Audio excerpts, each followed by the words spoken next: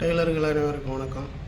டெய்லர்களின் சவால் இந்த வீடியோ இன்னைக்கு தான் நம்ம பதிவு பண்ண போகிறோம். இன்று முதல் இன்னும் தொடர்ந்து டெய்லரோட சவால் வீடியோக்கள் வரும். இதே மாதிரி எனக்கும் ஒரு பிரச்சனை இருக்குது அப்படின்ட்டு உங்களுக்கும் இருந்துச்சு அப்படின்னா அதை எனக்கு அனுப்புங்க. அதையும் நம்ம இதில் பேசி நம்ம வீடியோவை போடுவோம்.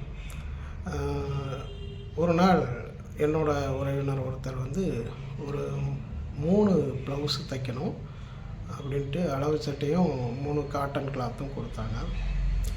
அது கொஞ்சம் வயசானவங்க பட்டி இல்லாமல் போடுவாங்கள்ல, அந்த மாதிரி ஜாக்கெட்டு. என்கிட்ட அந்த டயத்தில் 2 பேர் வேலை பார்த்தாங்க. அந்த 3 சட்டையும் கட் பண்ணி அப்படியே நம்ம டெய்லர் 2 பேர்கிட்ட கொடுக்குறேன்.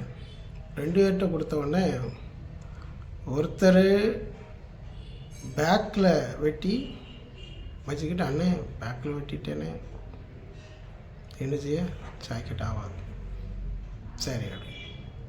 இன்னொரு டெய்லர் அவர் பேக்கில் வெட்டி ஊக்குப்பட்டியெல்லாம் போட்டு கடைசியில் சேர்க்க போகிற நேரத்தில் தம்பி அப்படிங்கிறார். இதுக்கெல்லாம் முன்ன ஒரு பிரச்சனை நடந்தது. அதை முதல்ல சொல்கிறேன் பாருங்கள். நம்ம தொழிலில் இவ்வளோ நாள் வரைக்கும் களவே போனது கிடையாது.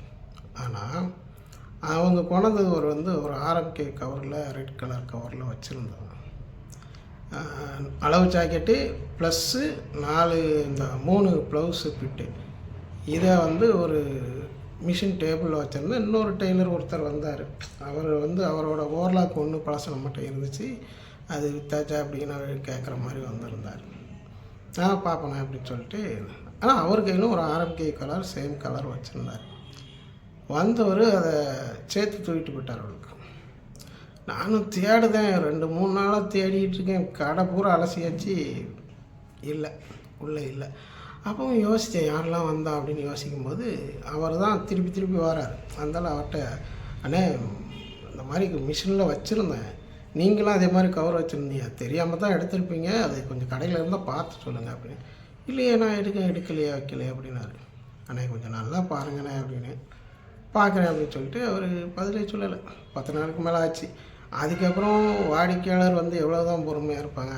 பிறகு அவங்கள்ட்ட சொல்லி, உங்களோட அளவு சட்டை வேறு யார்கிட்டையும் மாற்றி கொடுத்துட்டாங்க, அதனால் ஒரு அளவு சட்டை கொடுங்கன்னு சொல்லி அதை வாங்கி 2வது ஆர்எம்கேயில் போய் 3 ப்ளவுஸ் அவங்க எடுத்த கலர் சேமில் ஆயில் பாலிஸ்டர் அப்படிங்கிறதுனால நமக்கு அது ஈஸியாகிட்டு, கொஞ்சம் கலர் முன்னப்பின்னா இருந்தாலும் தெரியாது. எடுத்து அதை வெட்டி கொடுத்தது தான் இவங்க 2 பேரும் முன்னால் வெட்டுறதுக்கு பின்னால் வெட்டி பட்டி போட்டுட்டேன் அப்படின்ட்டு சொன்னாங்க. அப்போது முதல்ல அளவு சட்டையோடு சேர்த்து 4 ப்ளவுஸ், இப்போ 2 ப்ளவுஸை வச்சுட்டாங்க. கிட்டத்தட்ட 6 ப்ளவுஸ். 6 ப்ளவுஸ் துணிக்கு அப்புறமும் நம்ம அதுக்குன்னு 2 ப்ளவுஸ் துணியை எடுத்து அதை கம்ப்ளீட் பண்ணி தைச்சி கொடுத்தாச்சு. இப்போ இதில் நமக்கு 6 ப்ளவுஸ் லாஸு. சரியா? அது காட்டன் கிளாத்து கொஞ்சம் விலை உள்ள கிளாத் அப்படிங்கும்போது அது எப்படி பார்த்தாலும் அந்த நேரத்துக்கு கொஞ்சம் நம்ம கையில் தட்டுப்பாடாக இருந்த நேரம் தான். தவறு நடந்துருச்சு, நம்ம தானே சரி பண்ணணும், பண்ணியாச்சு.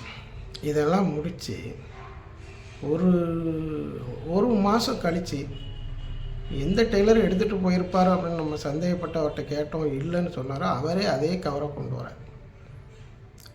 ஆமாம், நீ சொன்னது நான் அங்கே போய் தேடி பார்த்தேன், இருந்துச்சு அப்படின்னு கொண்டு வரார்.